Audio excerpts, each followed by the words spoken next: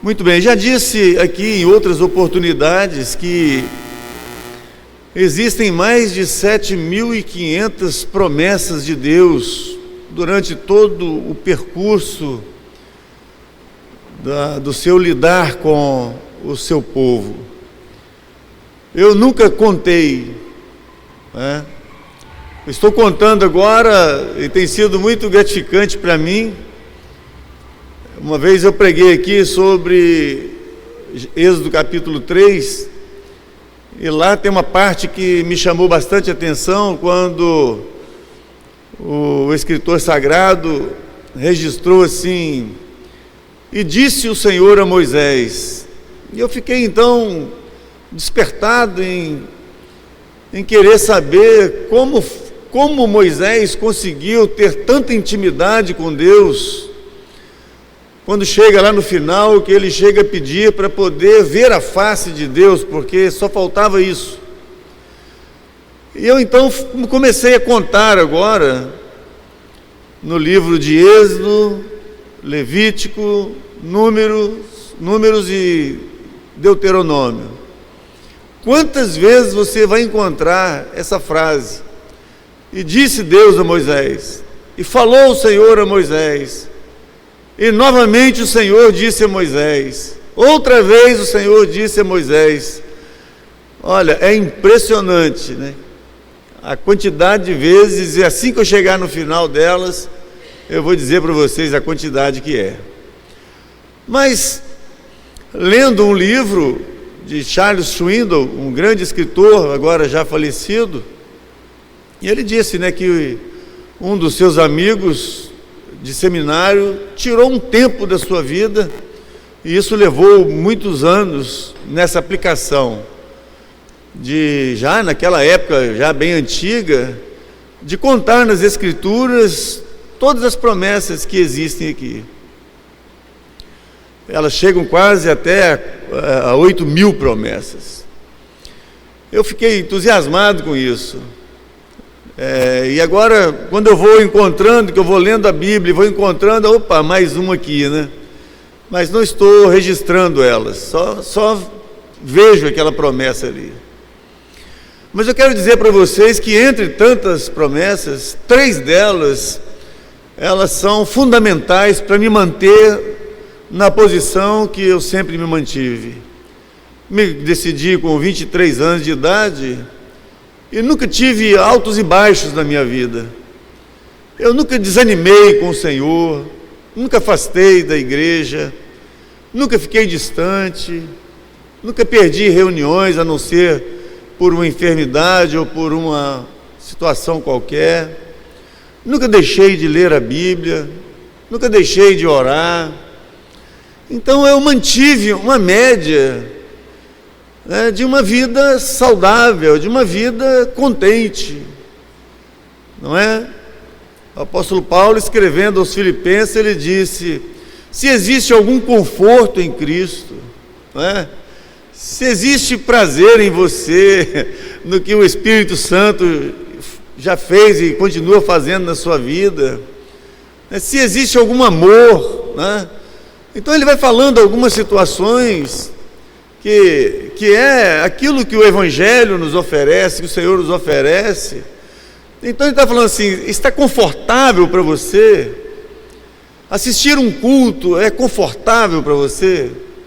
Né? Cantar um hino, isso te dá satisfação? Quando alguém está orando e que você está orando junto, isso te causa algo prazeroso na sua alma?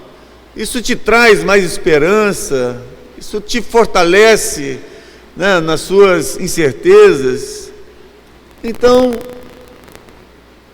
é nisto que nós precisamos nos manter. E eu quero dizer para vocês que não existe segredo para que isso aconteça. Como, por exemplo, dessas tantas promessas, muitas foram já realizadas, aconteceram, se cumpriram. Muitas dessas promessas foram destinadas apenas a uma pessoa específica no meio do povo de Deus. Outras foram específicas para uma família, não é? Promessas especificamente para uma família, para uma geração, para um povo que estava ali naquela cidade. Enfim, as promessas são variadas, e outras são exclusivamente para mim e para você. E existem pelo menos 3 delas, que elas avivam meu coração, que elas me fazem encarar as situações de forma totalmente diferente. E uma delas é a promessa da vida eterna. Gente, eu espero que vocês tenham noção do que isso significa, não é? Você não pode olhar isso na Bíblia como uma coisa simples. Está se tratando aqui de que nós não teremos um fim. Não existe nada que determina a nossa inexistência a partir de algum tempo da nossa vida. Então, não tem nada que possa nos deter. Nós temos uma promessa de vida eterna. Abre aí comigo. Olha que promessa linda. João capítulo 10, verso 28. E dou-lhes a vida eterna, e nunca hão de perecer, e ninguém as arrebatará das minhas mãos. Foi meu Pai que me deu. Ele é maior do que todos, e ninguém pode arrebatá-las das mãos de meu Pai, porque eu e o Pai somos um. O que eu faço com um texto como esse aqui? Eu vou deixar ele passar batido, sem não pegar uma caneta, não grifá-lo, não trazer uma advertência aqui, para todas as vezes que eu abrir a Bíblia, eu encontrar essa palavra para mim? Não é? Você vê que o Senhor Jesus que expressou isso aqui, foi Ele que falou isso aqui. Ele está nos prometendo algo que somente Ele pode garantir. Quem é mais nesse mundo que poderia fazer uma promessa dessa para mim? O meu médico? Não é? O meu oncologista, ele não gosta nem muito de me ficar cumprimentando e nem abraçando os seus pacientes, para não dar nenhum tipo de esperança daquelas que ele não pode garantir. Não é? Então o Senhor Jesus aqui, além dele prometer, ele cerca todos os lados. Ele diz que nós nunca mais iremos perecer. Ou seja, não vamos apodrecer, não vamos ser consumidos pela marisia, né? Não vamos perder essa essência que nós temos. Então nós somos eternos, nunca hão de perecer, e ninguém pode arrebatá-lo da sua mão. Por quê? Ele diz que a razão de tudo isso é que quem fez todo o processo para nos apresentar ao Senhor Jesus foi o próprio Pai. Eu já bati isso aqui bastante, né, dizendo assim, olha, a nossa conversão, ela é um milagre, ela é algo que nós não temos condições de explicar como é que a salvação acontece com a gente. Deus só precisa de um aval seu, né? Deus só precisa que você dê a Ele uma permissão, para que Ele faça o processo cirúrgico, né? É um processo cirúrgico espiritual, que é só Ele que pode fazer. A salvação não é nós que fazemos, ela não acontece porque é nós que determinamos, não. Deus só precisa que você diga para Ele, possa fazer, faça o trabalho que o Senhor tem que fazer. E aí o Espírito Santo entra dentro de nós, e Ele faz um processo extraordinário. Nós já ouvimos Natan pregar muito sobre isso, essa troca do coração. Quem é que poderia tirar um coração e colocar um outro? Tirar um coração de pedra e colocar um coração sensível. Esse é um processo é uma metáfora de coração. Na verdade, a Bíblia sempre, quando fala de coração, ela está falando no sentido metafórico, está falando da nossa mente, Não está falando, porque o coração não tem capacidade de absorver aquilo que é falado, é a nossa mente, né? Então, o Senhor, Ele consegue fazer esta cirurgia. É por isso, irmão Dalton, que a palavra de Deus é viva e eficaz, mais penetrante do que espada de 2 gumes. E ela penetra até onde? Ela vai fazendo uma investigação, ela vai fazendo um processo lá no nosso interior, que ela consegue separar juntas e medulas. E também as intenções do ser humano. Quem é que conseguiria fazer isso? Então a promessa da nossa vida eterna é algo que nos dá uma garantia, isso nos dá paz, não é? Enquanto aí as pessoas estão desesperadas, pensando que o mundo está restrito somente a essa esfera terrena aqui, nós não. Nós estamos pensando em algo que não tem fim. É a vida eterna. Ela é dada pelo Senhor, é um presente do Senhor. Ninguém pode nos tomar e ninguém pode fazer qualquer coisa para reverter mais isso, nem nós mesmos. Quando eu falo da garantia dessa vida eterna, eu não poderia esquecer do que aconteceu no dilúvio. Deus falou para Noé para construir aquela arca, um grande navio.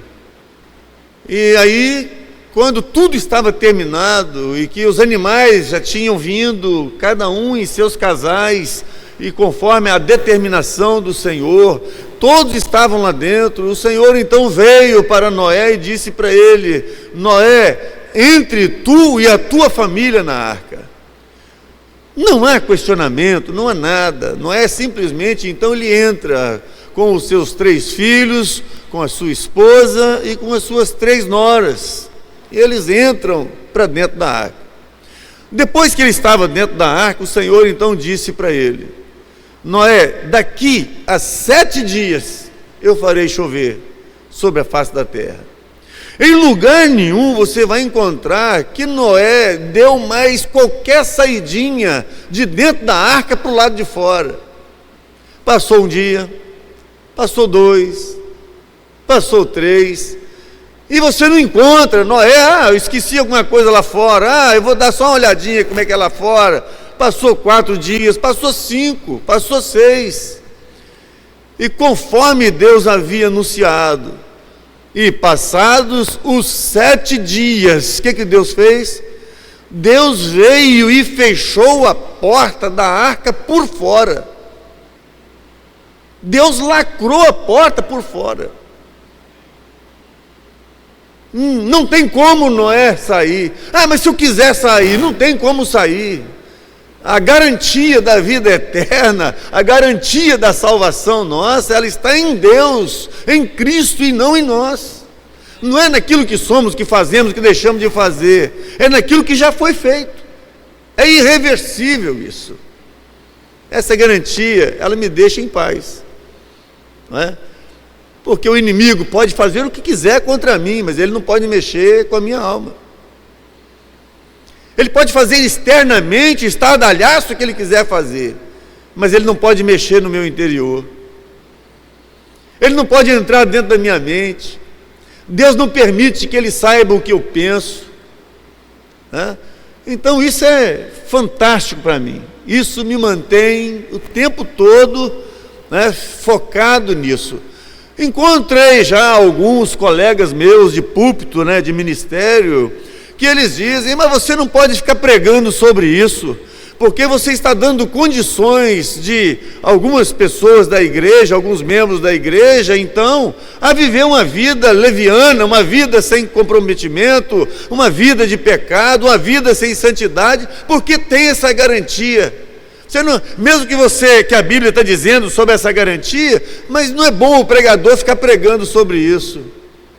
Queridos, falar a verdade, né? Dá tristeza na gente eu ouvir um colega, né, de ministério falando uma coisa dessa, não é? Não é uma garantia dessa que vai levar você para um caminho tão esquisito como esse, muito pelo contrário. Quando o Senhor Jesus nos faz essa garantia, é para nos motivar, para nos mostrar, para nos mexer com a nossa vida, dizendo que se você tem uma garantia dessa, então você tem que ser digno de uma garantia dessa. Não é? Essa garantia não é para me levar a pecar. O que Paulo disse? Como? Romanos capítulo 3.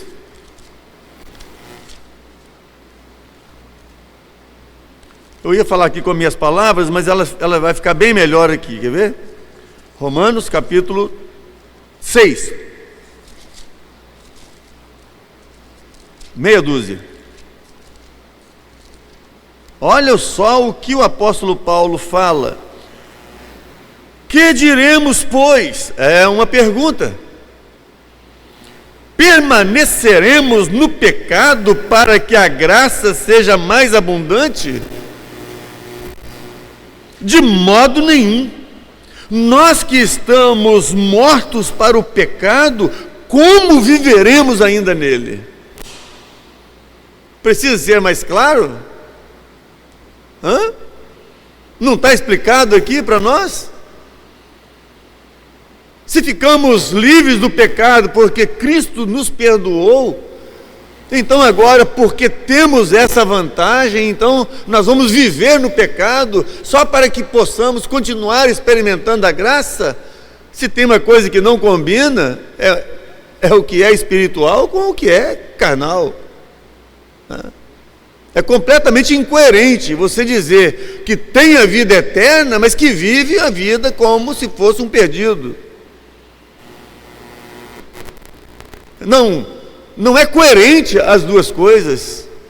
Como que eu posso dizer para vocês que eu tenho convicção de que eu tenho essa promessa e que ela reina em mim, da vida eterna, e vivo uma vida completamente com características de quem não é um salvo? Não tem condições. Ou não sabeis que todos quantos fomos batizados em Jesus Cristo, fomos batizados na sua morte? Ou seja, a morte do Senhor Jesus, espiritualmente, nos levou também a morrer para o mundo. E é interessante, né? O apóstolo Paulo usa muito, né, essa comparação de uma pessoa morta com a questão do pecado. A partir do momento que nós ficamos livres do pecado pela morte do Senhor Jesus Cristo, então nós morremos para o pecado, morremos para o mundo. Por que ele compara um morto com um cristão? Porque o morto ele não tem reação a nada. Quando uma pessoa está morta, ele não tem reação para nada. Você pode oferecer ouro para ele vai continua inerte. Você pode oferecer para ele o maior patrimônio desse mundo, para ele não vai fazer diferença nenhuma, ele não vai ter reação nenhuma com relação àquilo. Paulo está dizendo que o cristão, que aquele que tem a promessa da vida eterna, ele também vai se comportar assim para o pecado. Quando o pecado vier, você vai se comportar com relação a ele como uma pessoa morta. Não vai fazer diferença em você, não vai trazer cobiça a você, não vai trazer interesse para você, não vai trazer desejo para você. Esse é o comportamento de quem o Senhor Jesus disse: dou-lhes a vida eterna. Por que Jesus dá uma garantia dessa? Ele dá uma garantia dessa por quê? Porque ele sabe que um processo miraculoso aconteceu dentro dele. E o Espírito Santo passa a habitar dentro de nós, que é para cuidar da gente. Por que o Senhor deu, logo a partir do momento que a gente se converte, logo, imediatamente o Espírito Santo passa a habitar dentro da gente? Porque Deus sabe que nós temos uma dificuldade tremenda de lidar com a nossa velha natureza. Então Ele deu o Espírito Santo para poder nos ajudar, nos corrigir, nos ensinar, nos redarguir. Sempre está falando com a gente: olha, cuidado, não faça isso, não vai lá, não faça isso, não fala agora, espera um pouquinho. O Espírito Santo fica o tempo todo falando isso com a gente. Não olhe, não faça, é o tempo todo. Quando a gente não é um cristão, não é um convertido, essas vozes, essa voz do Espírito Santo não está em nós. Não há essa cobrança, não há esse cuidado. E não é por acaso que a Bíblia diz que o Espírito Santo de Deus, ele tem ciúme da gente, né? Ciúme, já pensou? Porque ele não quer que a gente faça mais aquilo que a gente fazia antes. Bom, então essa é uma das mais de 7.500 promessas que elas estão. Eu preciso dela, constantemente eu preciso lembrar: graças a Deus eu tenho a vida eterna, né? Graças a Deus, a minha vida não vai encerrar com a morte, ela vai continuar. É impressionante, eu não morri ainda não, tá, gente? Mas eu quero só trazer a memória de vocês, como que é a morte do cristão. Só quem está presenciando a morte da pessoa é quem está de fora, quem está olhando ali, quem está vendo a cena.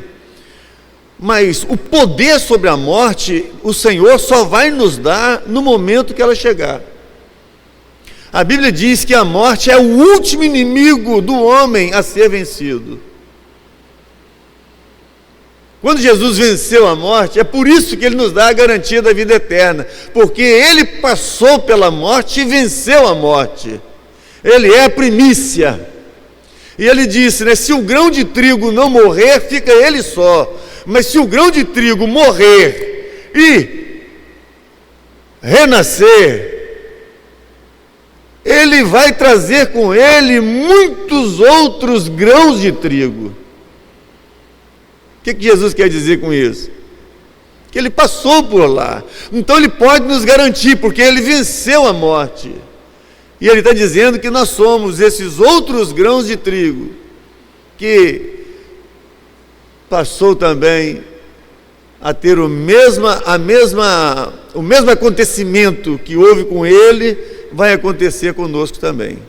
Então como é que vai ser a morte? Quando a morte chegar, você vai adormecendo lentamente. Vocês estão querendo morrer? Eu estou ensinando como é que é. Viu, Daltinho? Prepara aí, né? Lentamente, os olhos vão escurecendo e ele vai tendo uma outra já visão. Se você quiser confirmar o que eu estou falando, é só você olhar nas Escrituras como Estevão morreu.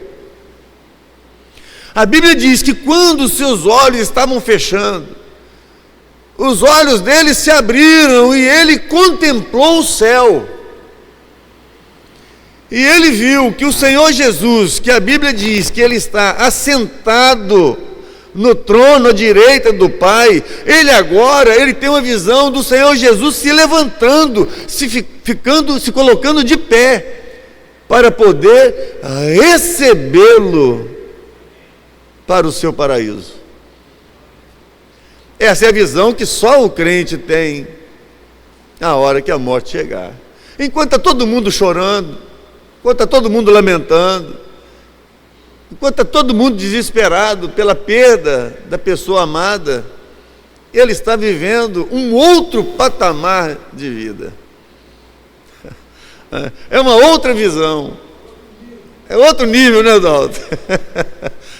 É uma outra dimensão de vida, onde tudo ficou para trás. É isso, querido. Por que a Bíblia tem tanta promessa assim? É porque Deus sabe que todos nós somos movidos a promessas. Você pode ter um filho pirracento que for, mas você fala assim, olha, se você parar de chorar, se você parar de fazer pirraça, mamãe vai vir, vai na rua e vai trazer isso. O que você quer? É isso que você quer? Ontem lá em casa eu estava vendo o Paulo Vitor fazendo com o bebezinho. O bebezinho caiu e estava desesperado, chorando. Ele pegou ele no colo. Ô, meu filhinho, tá doendo muito. O que você quer? Você quer o que de presente? O papai vai trazer um presente para você. De repente, acabou o choro.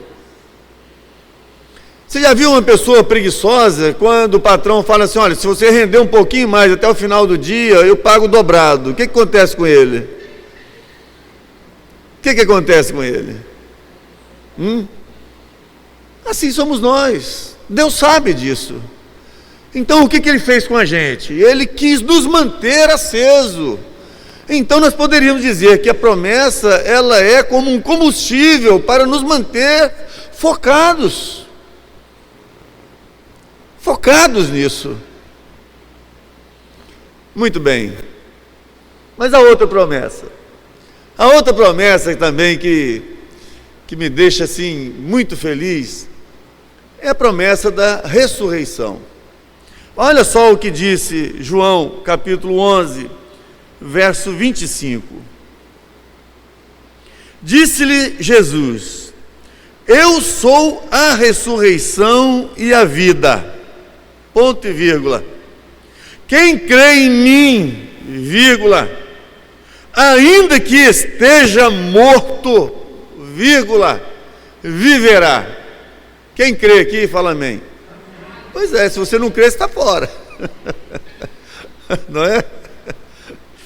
Vamos abrir aí em Daniel também. Quer ver? Daniel. Aonde está Daniel aqui na minha Bíblia? Daniel, Ezequiel. Depois de Ezequiel, você vai encontrar Daniel.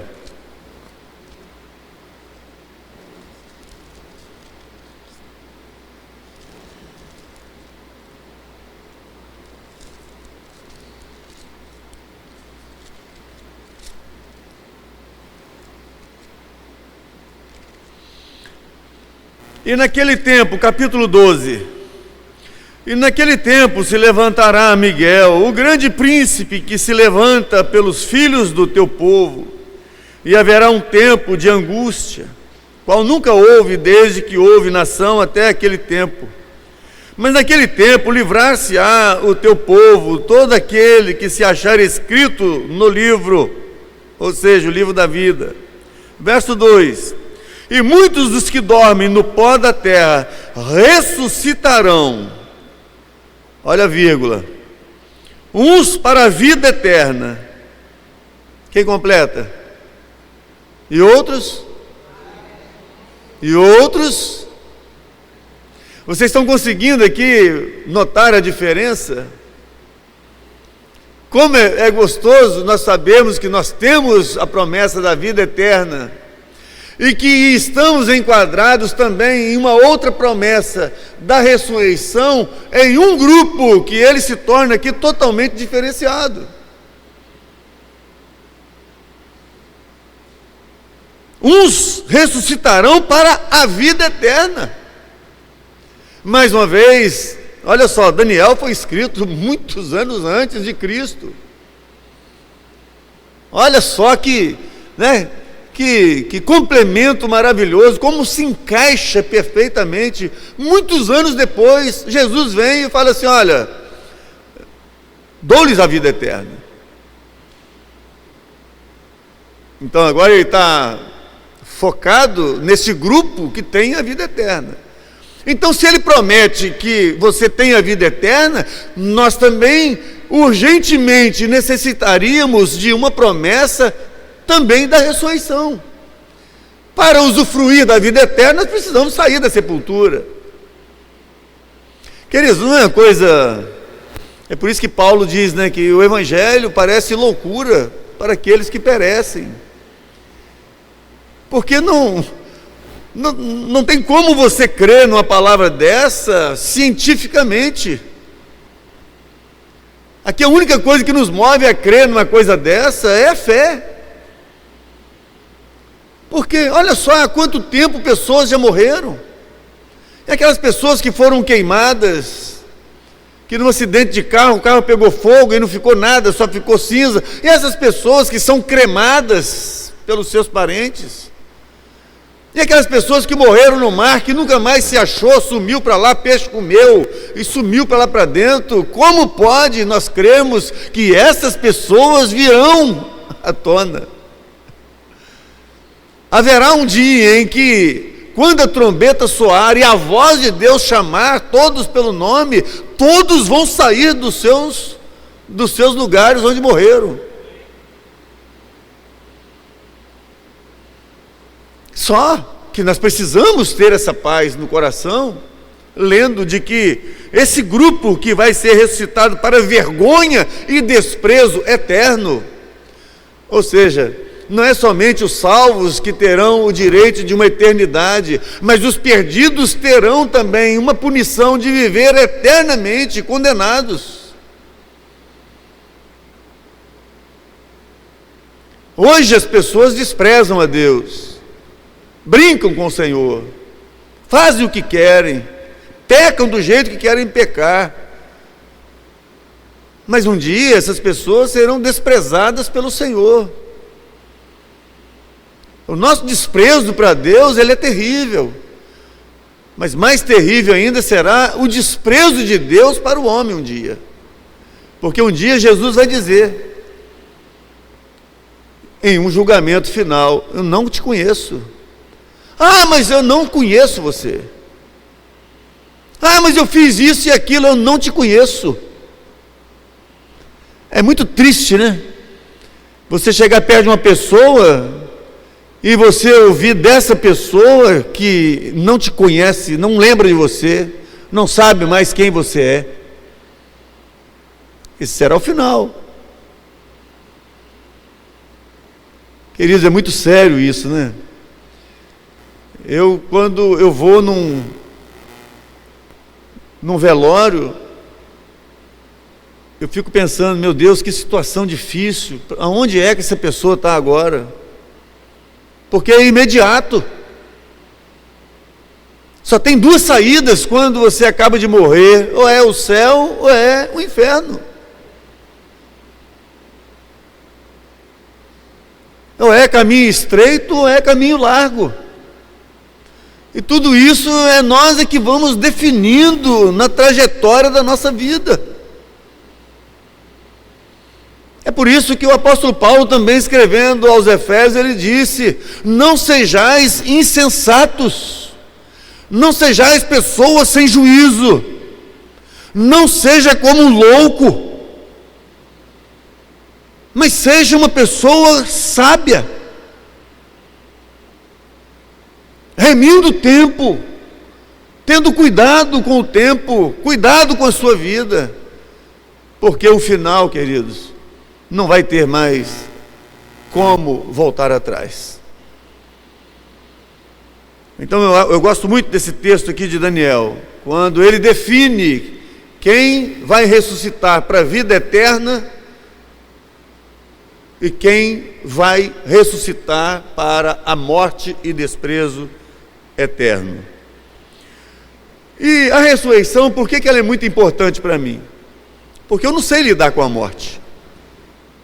Eu não sei. Se vocês sabem, vocês me ensinam então como que se lida com ela. Como é que se lida com esse negócio? Essa questão da gente morrer, de ver pessoas morrer, isso é terrível. É um inimigo tremendo. E outra coisa, né? É um tipo de inimigo que fica dando ferroada na gente, na consciência da gente o tempo todo. A cada minuto morre alguém nesse mundo. Estamos tranquilos durante o dia e de repente recebemos a notícia, morreu não sei quem, e aquilo te dá um choque, te dá uma sacudida. Nós não fomos criados para morrer. Não é? A nossa natureza, ela repele a morte. A nossa natureza, ela odeia a morte. Nós nunca vamos combinar com a morte, de passar a ser uma coisa tranquila para a gente. Sempre que uma notícia de morte de alguém chega até nós, sempre nos deixa para baixo. Sempre nós vamos proferir alguma coisa, gente, mas não é possível. A morte é tão estranha para mim, que até hoje, parece que a minha mãe ainda vai aparecer lá em casa a qualquer hora, ou eu vou na casa da minha mãe. Para mim, o meu irmão ainda continua tão vivo como ele sempre foi na minha vida.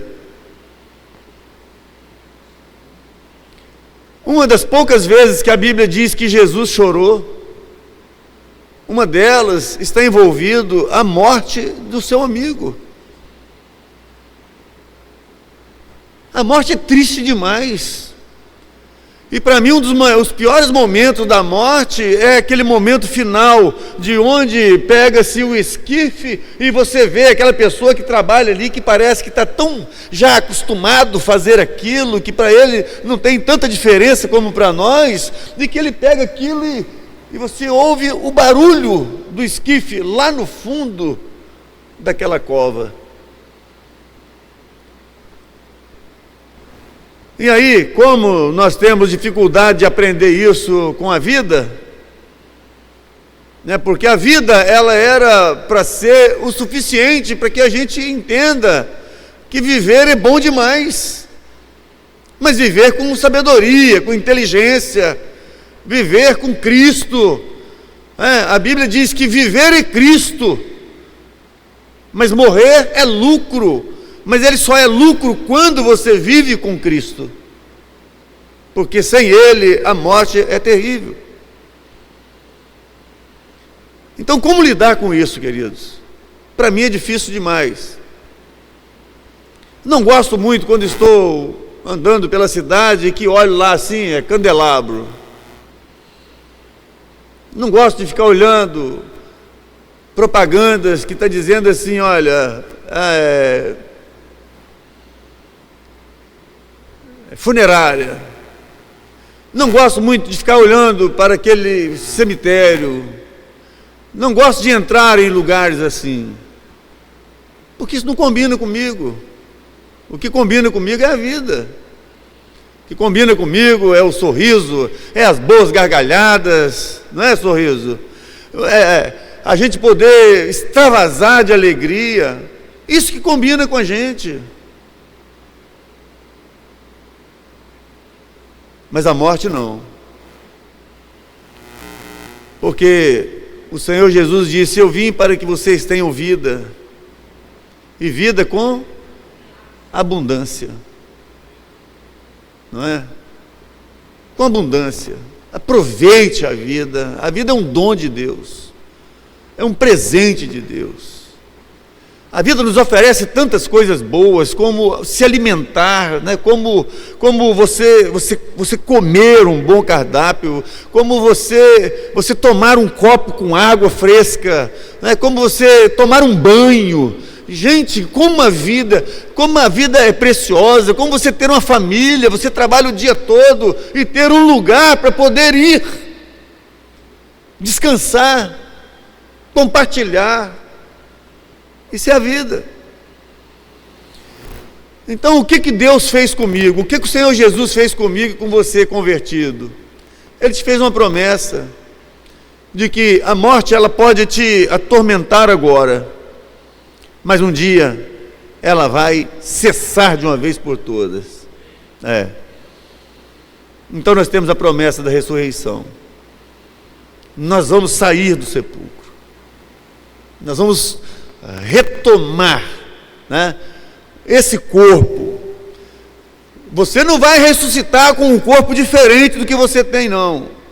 Você vai ressuscitar com esse corpo que você tem, porque o Senhor Jesus quer que, quando nós estivermos juntos novamente, eu olhe para você e eu vou saber quem você é, como, né, a gente conviveu junto, naquilo que nós cremos juntos.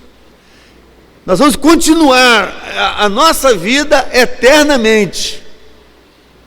Não tenho dúvida nenhuma, e não precisava ter isso escrito na Bíblia, de que nós vamos reconhecer cada um das pessoas que forem salvas. A nossa mente vai ser ampliada. Não vamos olhar mais o Dalto como meu cunhado. não vou olhar a Alessi mais como a minha irmã, não vai ter mais necessidade disso. Nós vamos ter uma plenitude, a glória da plenitude de Cristo, ela vai acontecer em nós com a nossa ressurreição. A Bíblia diz que nós vamos ter um outro nome, mas a Bíblia não está dizendo para mim que eu não vou mais me chamar Locir. Ela só vai dizer que o meu nome agora, ele vai ter uma amplitude tão maravilhosa, porque no meu nome, quando fala o meu nome, você já pensa nos meus defeitos. Quando é citado o meu nome, você já pensa nos pecados que eu cometo, nas falhas que acontecem na minha vida. Mas quando o meu corpo for transformado num corpo glorioso, o meu nome não vai ter nada mais negativo aliado a ele. Porque agora eu vou ter um corpo semelhante ao corpo do Senhor Jesus. Isso seria muito bacana se a gente focasse nisso, né? Porque isso me ajudaria eu a ser um melhor cristão. Não é? O ímpio não tem uma promessa dessa, né? Uma ressurreição para a plenitude da glória do Senhor. O ímpio era para se preocupar, o ímpio era para chorar, o ímpio era para ficar desesperado por isso. Agora nós não. Muito pelo contrário. Isso era para nos motivar a sermos melhores do que temos sido. Mas o meu foco mesmo, que o Rondinelli já havia me despertado há alguns dias, que há muito tempo aqui desse púlpito, os pregadores não estão falando sobre mais a volta do Senhor Jesus Cristo. E a gente precisa, de vez em quando, resgatar isso para nós. E esta é a terceira promessa que eu tenho, que ela é muito viva no meu coração.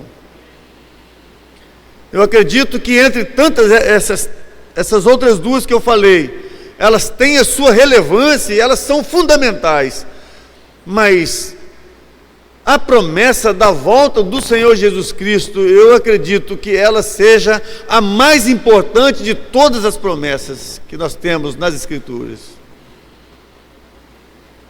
E são várias vezes que temos essa advertência da volta dele. Ele prometeu nos buscar. Até a ceia do Senhor, nós temos uma advertência sobre isso, para a gente não esquecer. Todas as vezes que você comer do pão, todas as vezes que você beber desse cálice, vocês estarão anunciando a minha morte, até que eu venha. A volta do Senhor Jesus Cristo, ela vai acontecer. Ele fez essa promessa, porque nada teria sentido, se não houvesse uma promessa dele para voltar. Vocês lembram daquela parábola do samaritano que foi assaltado? Ele estava indo para Jerusalém e ele foi assaltado. Machucaram ele, deixaram ele quase que morto. E aí passou um bom samaritano e cuidou dele. Fez os primeiros socorros. Colocou ele sobre um animal para o conduzi-lo em segurança até uma estalagem. Chegando naquela estalagem, aquele senhor que cuidou dele disse: olha, eu queria que você cuidasse dele aqui, e eu quero que você coloque toda a despesa que tiver com ele, você pode deixar para minha conta, porque quando eu voltar, eu acerto tudo com você. Jesus está contando essa parábola. E Jesus está falando de quê? Está falando dele mesmo. De que não adianta você socorrer alguém. Não adianta o Senhor Jesus ter feito tudo o que fez por nós. É como tem feito, né, o SAMU. Essa viagem que saí com a Erli agora, no aniversário dela, eu estava almoçando no lugar e vi o carro do SAMU chegando. Eles tinham um posto de gasolina do lado, eles estavam abastecendo e eles saíram para vir até o lugar onde nós estávamos. Eu levantei e fui lá cumprimentá-lo, aquela equipe deles, e parabenizar a eles o trabalho que eles fazem. Eu falei, uma das poucas coisas ainda que funciona nesse país é o trabalho de vocês. É impressionante. Não tem rico, não tem pobre, não tem preto, não tem branco. Pode ser os noias que ficam ali no mercado cheirando cola. Quando eles são chamados, eles vão lá e atendem aquela pessoa com um carinho indescritível, colocando na maca, para não fazer nenhum movimento brusco. Dão os primeiros socorros. Eles ficam ali um tempo até sentir que podem fazer o trajeto de carro até ao hospital. Eu falei assim, olha, é lindo demais o que vocês fazem, porque eu vejo esse processo como o processo que o Senhor Jesus Cristo faz com a gente. Só que a única diferença é que quando eles chegam no hospital, a pessoa é levada para o corredor e muitas vezes fica ali em agonia, num corredor, aguardando o que o hospital não consegue fazer. E eu falei isso tudo para eles. E o rapaz que me ouviu ficou emocionado quando ele falou assim, é muito difícil a gente ter um reconhecimento de alguém da sociedade. Não é comum o que você está fazendo com a gente aqui. Nós nunca ouvimos um elogio desse. Eu falei assim, mas eu sei porque eu lido com a igreja. E é assim que o Senhor Jesus trabalha, só que o salmista disse que quando Ele nos tira o pé nosso do lamaçal, do limo, Ele firma os nossos pés na rocha. Ou seja, quando o Senhor Jesus nos tirou do mundo, Ele trouxe para Ele e nunca mais Ele quer se afastar da gente. Então é por isso que Ele falou assim, olha, fica aqui por enquanto. E a oração sacerdotal dele foi essa, Pai, eu não te peço, eu não quero pedir o Senhor para tirar os meus do mundo, mas cuide deles, livre-os do mal, protege os meus filhos, né? Protegem. Gente, é maravilhoso demais. E é por isso então que o Senhor Jesus, ele despede dos seus discípulos, mas ele faz de tudo para consolar os discípulos, dizendo assim, olha, eu estou indo porque eu preciso ir, porque se eu não for, a obra não está totalmente realizada, eu preciso voltar para o Pai. Porque a igreja, essa pérola, que ainda estava nesse mistério, dentro do seu casulo, dentro da sua ostra, ela precisa vir à tona. E para que isso acontecesse, Jesus tem que subir ao Pai, para que o Espírito Santo pudesse descer, porque aí agora entra a etapa do Espírito Santo, a fase do Espírito. É Ele que vai trabalhar, costurar esse plano de Deus. É o Espírito Santo, é o Deus invisível, mas ativo. Que bênção. E Jesus fala, Jesus falando assim, olha, não se turbe o coração de vocês, não deixe a mente de vocês descontrolarem. Eu vou para o Pai porque eu preciso ir, mas vocês não estarão órfãos, vocês não vão ficar sozinhos. Eu darei a vocês, meu Pai vai enviar para vocês um outro Consolador, que vai estar com vocês para sempre, para cuidar de vocês. E é isso, irmãos. A igreja é isso, né? E aí então desce o Espírito Santo, no dia de Pentecostes, e ele chega e batiza a igreja.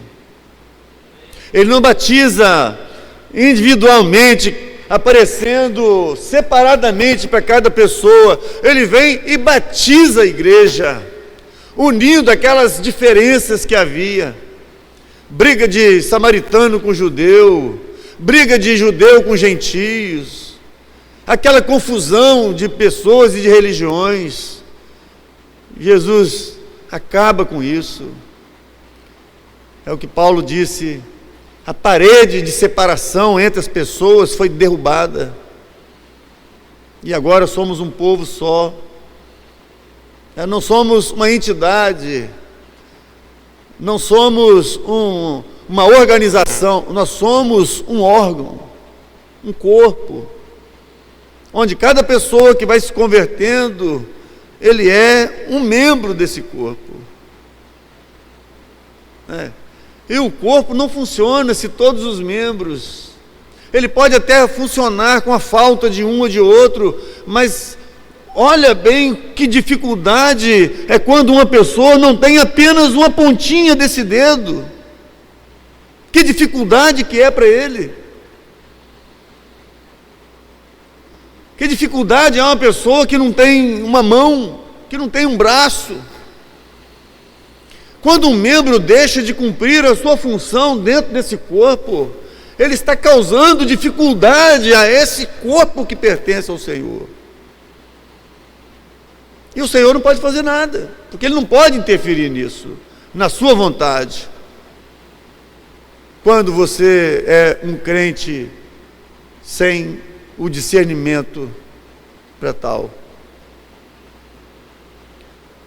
Então, eu fico entusiasmado, com essas 3 promessas. Elas são maravilhosas demais.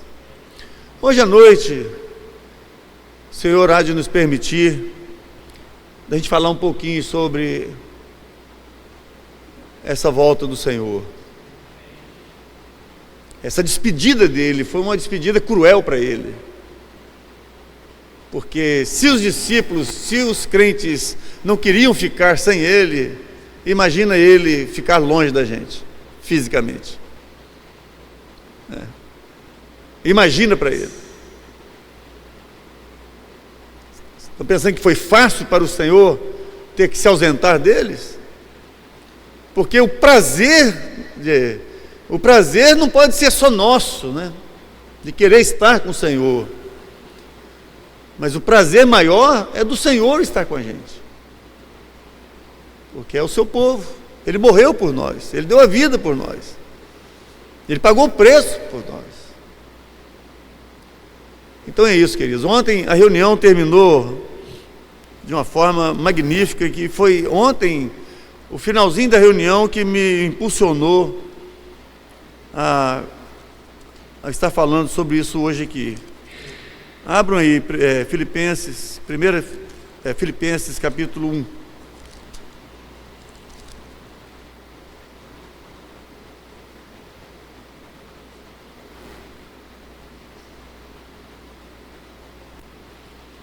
O que o pregador fez, Ele leu o verso, olha só o que ele leu ontem. Somente deveis portar-vos dignamente conforme o Evangelho de Cristo. O que significa isso? Não é isso tudo que eu acabei de falar aqui agora? O que é você portar dignamente? Conforme o Evangelho. Se o Evangelho chegou até você, então o que é automático, gente? O que é óbvio? É você se comportar como é o Evangelho. Para que, quer vá e vos veja, quer esteja ausente, ou ouça acerca de vós que estáis no mesmo espírito, combatendo juntamente com o mesmo ânimo, pela fé do Evangelho, e em nada vos espanteis dos que resistem, o que para eles, na verdade, é indício de perdição, mas para vós, de salvação, e isto de Deus. Porque a vós vos foi concedida em relação a Cristo, não somente crer nele, como também padecer por ele, tendo o mesmo combate que já em mim tendes visto, e agora os vistos a mim. Perdão, irmãos, perdão. Foi Tessalonicenses. Li completamente diferente. Perdoa. Ele começou a ler a partir do verso 5, né? Porque o nosso evangelho não foi a vós somente em palavra, mas também em poder, e no Espírito Santo, e em muita certeza, como bem sabeis quais fomos entre vós, por amor de vós. E vós fostes feitos nossos imitadores e do Senhor, recebendo a palavra em muita tribulação, com gozo do Espírito Santo, de maneira que fostes exemplo para todos os fiéis na Macedônia e Acaia. Porque por vós soou a palavra do Senhor, não somente na Macedônia e Acaia, mas também em todos os lugares a vossa fé para com Deus se espalhou, de tal maneira que já dela não temos necessidade de falar coisa alguma. Porque eles mesmos anunciam de nós qual a entrada que tivemos para convosco, e como dos ídolos vos convertestes a Deus, para servir ao Deus vivo e verdadeiro. Ele leu até aqui. Aí, o que ficou faltando? O verso 10. E esperar dos céus o seu Filho, a quem ressuscitou dos mortos, a saber, Jesus, que nos livra da ira futura. Aí nós fechamos com o verso 10. Então quer dizer que toda a motivação que Paulo está trazendo à igreja em Tessalônica, ele fecha falando sobre a volta de Cristo. É só esperar, né? Tudo aquilo hoje que te traz desânimo, tudo aquilo que te traz incerteza, tudo aquilo que afasta você, que tenta afastar você do Senhor, é só você olhar, focar no Senhor. Foi isso que o pregador bateu o tempo todo, né? Olhe para Cristo, tire o modelo em Cristo, não olhe para as circunstâncias, olhe para Cristo. O que ele disse: olha, estou voltando, daqui a pouco eu estou aí, e tudo acaba. Amém? Que Deus nos abençoe. Um excelente almoço para vocês hoje.